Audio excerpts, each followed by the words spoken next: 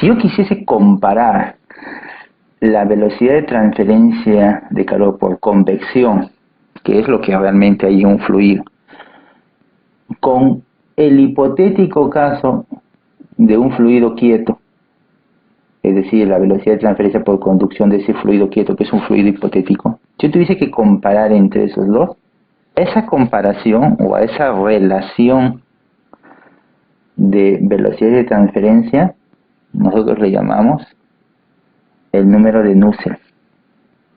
Bueno, los números adimensionales simplemente son representaciones que ayudan al tratamiento de estos fenómenos. Uno de ellos es el número de Nusselt. Es el número, llamémosle así, característico de la convección. Es un número muy importante, es un número adimensional que representa o que relaciona las velocidades de transferencia de calor de un fluido, o el calor a través de un fluido, por convección respecto a esa misma velocidad de ese fluido si solamente el fluido transmitiese calor por conducción. Si este fluido no transmitiese energía por convección, es decir, si ese fluido no se moviese, entonces este fluido transmitiría energía por conducción de esta manera. Pero el fluido sí se mueve. Entonces la velocidad de transferencia no es como esta, pero eso me sirve como referencia. Y si usted divide estas dos ecuaciones, dado que este delta de T es el mismo, entonces va a tener la definición en términos de propiedades del número de Nusselt. El número de Nusselt es el coeficiente convectivo de transferencia de calor multiplicado por L. L es una longitud característica, es una distancia característica que depende mucho de la geometría sobre el cual se está haciendo el análisis del fenómeno, entre la conductividad térmica del fluido, porque los fluidos también tienen una conductividad térmica, no solamente los sólidos. Los líquidos y los gases tienen su conductividad térmica. Usted puede determinarlo de manera directa el coeficiente haciendo alguna prueba o de alguna tabla, o también usted podría determinar el número de Nusselt. Si usted obtiene el número de Nusselt, entonces a través del número de Nusselt usted puede determinar el coeficiente de transferencia de calor. Vamos a suponer que usted dice, no sé, de la manera que sea, con tablas, con fórmulas, con lo que sea. Usted dice, tengo un sistema donde el número de Nusselt es igual a 4. Ah, correcto. Entonces, ¿cuál es el coeficiente de transferencia de calor de ese fluido? Bueno, si Nusselt es 4, entonces tengo que averiguar cuánta es la conductividad térmica de ese fluido, cuál es la longitud característica, lo despejo y ya tengo el coeficiente de transferencia de calor. A través del número de Nusselt se obtienen los coeficientes de transferencia de calor. Volvamos a nuestra placa caliente con este fluido que se encuentra a una temperatura T sub F. Esta temperatura es la del fluido por esta región. No es un lugar, sino es por esta zona, la temperatura T infinita. Entonces, si la energía se está transmitiendo del lado caliente al lado frío, es evidente, o al menos el sentido común nos dice que el fluido que se encuentra cerca a la placa debe estar más caliente que el fluido que se encuentra lejos de la placa. Si es así, significa que dentro del fluido, por más que el fluido esté en movimiento, dentro del fluido debe haber un perfil de temperaturas. Ahora, ¿cómo es ese perfil de temperaturas? Bueno, no es lineal el perfil de temperaturas. El perfil de temperaturas dentro de un fluido, donde hay un fenómeno de transferencia de calor por convección, más o menos suele ser así. El fluido que está muy cerca, que está junto a la placa, está a una temperatura igual a la de la placa. Pero la temperatura rápidamente cae a medida que me alejo de la placa. Y llega un momento en donde la temperatura prácticamente permanece constante, que es la temperatura del fluido.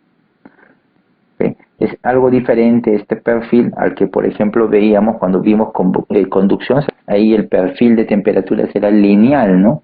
Aquí no. Es más, esta curvatura en el perfil suele ser muy pequeña, acá está un poco exagerada inclusive. Suele ser tan pequeña que simplemente hay una pequeña cantidad de fluido que es donde se produce este gradiente de temperatura.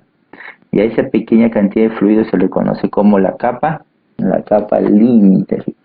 Si usted observa ese perfil de temperaturas, va a encontrar que claro, aquí la temperatura está descendiendo, pero parece ser que por aquí ya más o menos la temperatura es constante, ¿no?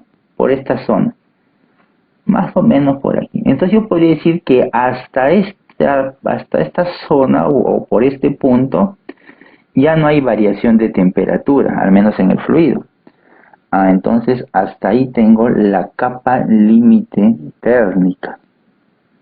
Es hasta ahí en donde se puede ver una variación en la temperatura. Y esta capa límite, por si acaso, aquí está exagerada, suele ser muy pequeña muchas veces. Todo va a depender de qué es lo que está pasando con el fluido. Algunas veces es un poquito mayor, otras veces un poquito menos. Y así como hay una capa límite térmica que está relacionada con los procesos convectivos de la transferencia de calor, también existe una capa límite de velocidad, o también le dicen capa límite viscosa, que está relacionado con los perfiles de velocidad. Aquí solamente yo estoy mencionando el perfil de temperatura porque estamos en el curso de transferencia de calor. Pero también existe una capa límite viscosa de velocidad. Y esa capa límite de velocidad no siempre tiene el mismo espesor que la capa límite térmica. Algunas veces puede ser mayor o puede ser menor. Vamos a suponer que en este caso esa capa límite viscosa o de velocidad es un poquito mayor. En los fenómenos de transferencia hay un término llamado difusividad, difusividad molecular, difusividad térmica, difusividad viscosa. ¿Ya? Eso más o menos está relacionado con la difusividad molecular. No sé si usted se acordará, tal vez en fenómeno de transporte ya vieron la ley de Fick. Y en la ley de Fick existe la difusividad molecular, ¿no? De A en B, ¿se acuerda? Ya, algo así similar existe, o algo equivalente existe en transferencia de calor y en transferencia de cantidad de movimiento, que es la difusividad molecular térmica y la difusividad molecular viscosa. En el caso de la difusividad molecular térmica, se la representa por la letra alfa, y está dada por esta relación. Es la conductividad térmica del fluido dividido la densidad del fluido dividido la capacidad calorífica del fluido. En el caso de la difusividad molecular de cantidad de movimiento o la difusividad viscosa, esta está dada por la relación entre la viscosidad y la densidad del fluido. Esto tiene que ver con los fenómenos de transferencia de calor. Esto tiene que ver con los fenómenos de transferencia de cantidad de movimientos o con la mecánica de fluidos, así para llamarlo en sencillo.